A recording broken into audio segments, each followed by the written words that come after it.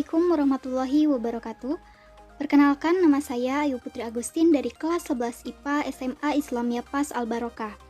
Di sini, saya akan melakukan percobaan reaksi eksoterm dan endoterm sebagai pemenuhan untuk tugas kimia. Sebelum lanjut ke percobaan, mari kita lihat definisi eksoterm dan endoterm terlebih dahulu. Reaksi eksoterm yaitu reaksi yang melepas panas. Terjadi perpindahan panas dari sistem ke lingkungan. Sedangkan reaksi endoterm adalah reaksi yang menyerap panas. Terjadi perpindahan panas dari lingkungan ke sistem. Lalu, apa itu sistem dan lingkungan? Sistem adalah zat-zat yang sedang diamati atau bagian dari alam yang menjadi pusat perhatian. Sedangkan lingkungan adalah segala sesuatu yang berada di luar sistem atau yang mengelilingi sistem. Untuk lebih jelasnya, bisa dilihat gambar di bawah ini. Selanjutnya ada perbedaan reaksi eksoterm dan endoterm. Bisa dibaca. Oke, lanjut ke percobaan eksoterm dan endoterm. Yang pertama, percobaan reaksi endoterm. Di sini saya telah menyiapkan citric acid, kemudian gelas kaca, sendok, dan air dengan suhu normal. Langkah pertama, masukkan citric acid ke dalam gelas. Lalu tuangkan air ke dalam gelas. Kocok sampai citric acidnya larut. Oke, untuk sistem di sini adalah citric acid dan untuk lingkungannya adalah air dan gelas kaca.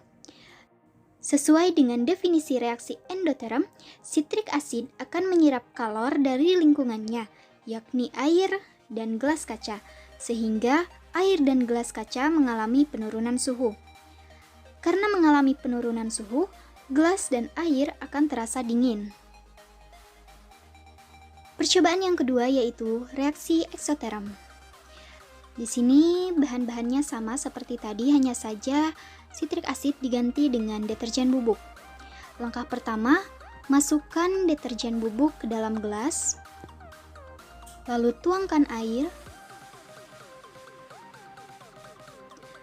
Aduk hingga deterjen bubuknya larut. Dan untuk sistem di sini adalah deterjen bubuk, sedangkan untuk lingkungannya yaitu air dan gelas kaca.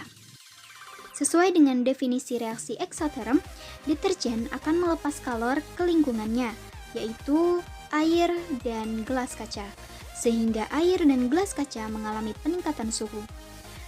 Karena mengalami peningkatan suhu, maka air dan gelas kaca akan terasa panas atau hangat.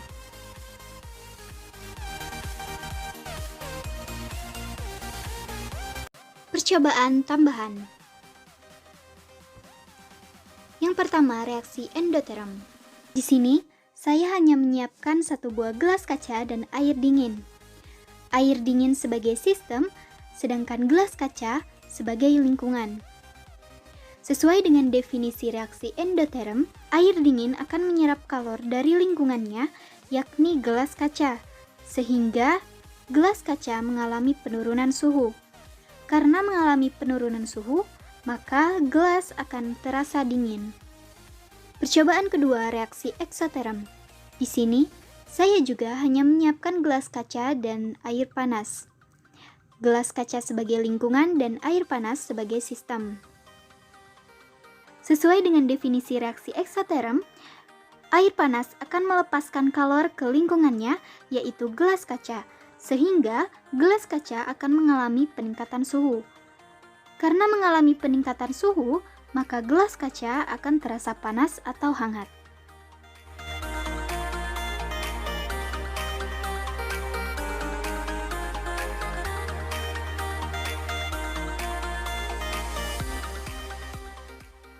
Kesimpulan, ciri reaksi eksoterm adalah yang pertama, melepaskan kalor, yang kedua, perpindahan kalor dari sistem ke lingkungan, yang ketiga, suhu sistem lebih tinggi daripada suhu lingkungan, dan yang terakhir, terjadi kenaikan suhu.